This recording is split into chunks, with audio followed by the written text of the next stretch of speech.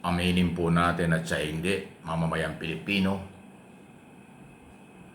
napolitika na, pinulitika na ang imbestigasyon at paghahanap ng kaliwanagan at katarungan sa pera ng mamamayang Pilipino. Kaya lalo tayong naging kawawa at lalong naging mahirap ang Pilipino dahil hindi protektado, hindi na proteksyonan ng totoo ang mga mamamayang may-ari ng pera na nawala dahil sa graft in corruption. Kaya sinabi kong napolitika na ito.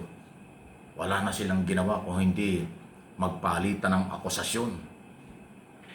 Nasa gobyerno at nasa labas ng gobyerno. Parehas silang nagpapalitan ng akusasyon. Naguguluhan na ang totoong mamamayan, ang silent majority ng mga Pilipino, sino ang papaniwalaan. Pero ako po dito sa aking mga channel, dahil wala naman po akong koneksyon sa kahit sino sa kanila, ako ay simpleng mamamayan, pinaninindigan ko ang aking prinsipyo na pagsasabi ng totoo. Yung iba lang ayaw tayong maintindihan, hindi ko rin alam, dahil meron din silang kinakampihan pero ako hindi. Merong batas na dapat masunod, merong mga nagnakaw sa pera ng bayan, at ang mga mamamayan ay naging biktima, kaya doon tayo sa mamamayan. Mula nung araw hanggang ngayon at sa susunod na mga panahon, ang aking laging kinakampihan ay mamamayang Pilipino kasi yan ang gobyerno. Lahat ng nasa gobyerno, lahat yan temporary lang. Pag magandang ginagawa nila at sa tingin ko'y tama, okay lang sa akin yan. Pero pag mali, talagang mali sa akin at hindi natin palalampasin yan. Dito sa korupsyon na nangyari at napakabagal ng galawan para panagutin ang mga taong nasa likod nito, kulang na kulang dito ang galaw ng gobyerno. Mali ang kanilang sistema, kaya ngayon nahaluan na ng politika. Yung mga nag-iimbestiga, politiko. Yung iniimbestigahan, politiko. Yung mga nag-aakusa, politiko. Yung inaakusahan, politiko. Yung nagbubunggo ang grupo, pro o anti-government, mga politiko rin. Ang karamihan. Yun ang dahilan kung bakit sinabi ko sa aking personal na opinion at observation na politika na. At dito ay hindi na ho natin maintindihan kung sino ang papaniwalaan. Wala nang kredibilidad yung mga akusasyon sa magkabilang panig kasi natatabunan na ang lehitimong isyo na merong nawala, dapat may managot. Pag may pinapanagot, sasabihin hinaras lang. Pag wala namang pinapanagot, sasabihin may pinagtatapan. Yan ang mabigat. Yung tapang at seryoso mga batas, yun ang dapat masunod. Pero dahil sa bagal ng galaw ng mga kinaukulan, pinagdudahan na ang kanilang galaw. Pinagdudahan na pwedeng may pinagtatakpan. Pinagdududahan na nagkakaroon po na ng paglilihis ng isyu. At yun ay mali. Mali yan kasi yung pera hindi pa nababawi. Yung mga taong posibleng nasa likod hindi pa napaparusahan. Namamayagpag pa sila. Yung mga kontraktor, mga senador, patuloy sa kanilang masasarap na buhay, sumusweldo pa, tumatanggap pa ng allowance, lahat ng benepisyo nasa kanila pa rin. Pero kasama sila sa posibleng nakawan. Kasama sila sa graft in corruption na napaka-controversial. Alam niyo kung bakit ito talagang hindi nakakatuwa na itong nangyayaring ito. Nakakahiya tayo sa buong mundo. Tayo lang ang ganito ang sistema na napakatagal bago mabigyan ng kaparusahan at hustisya, katarungan ng mga biktima ng korupsyon. Sa ibang bansa, close na yan. Kontrolado na nila, nakakulong na ang akusado, nakumpiska na ang mga ninakaw. Sa mayamang bansa, ganon silang kabilis.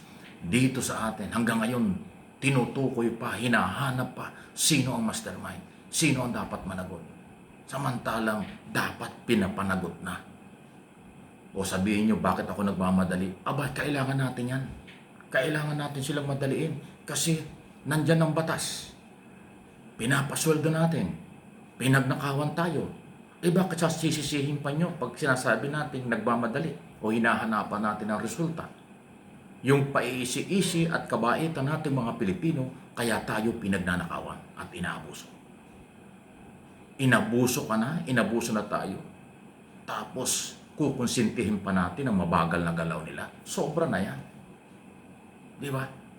Mag-iisang taon na eh. July 28, 2025, nag-umpisang inamin ng Pangulo na mayroong korupsyon sa gobyerno, flood control. Inamin niya sa isang press conference na bilyon, trilyon ang nawalang pera dahil ghost project, substandard. So malinaw na may nangyari. Tapos until now, napanagutin kung sino ang mga taong nasa likod nito. Tingi-tingi pa lang. Ano yan? Diba? Kaya mananatiling ang tingin sa atin ng international community at ng malalaking bansa, mahina tayong bansa. Kulang tayo sa mga implementasyon ng batas. Kulang tayo sa pagde-develop.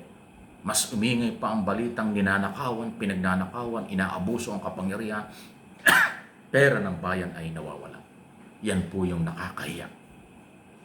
Nakakahiya talaga. Sino mga foreign investor ang magtitiwala sa atin ng tuloy-tuloy? Sino mga turista ang maengganyo kung ganyan ang sitwasyon? Kasi ang kailangan ng mga kapitalista at ng mga turista, development.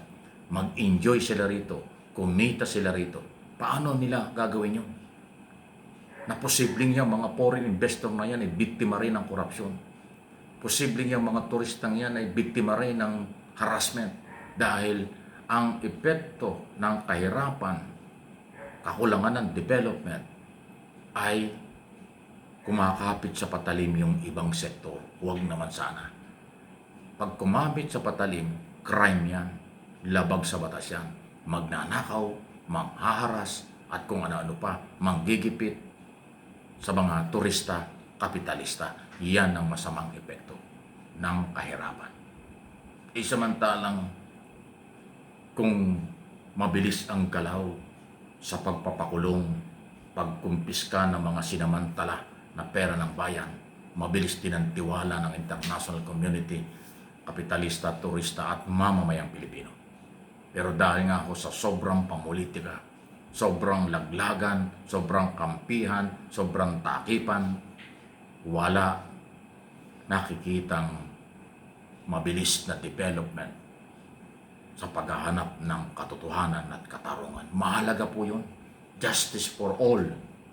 Victim. Sino ang biktima? Mamamayang Pilipino dahil tayo ang may-ari ng pera nito. Hindi po ako nagagalit, dinidiin ko lang sa aking observation at pananaw, opinion sa mga nangyayari na yan ay aking obligasyong sabihin sa inyong lahat. Please like and share.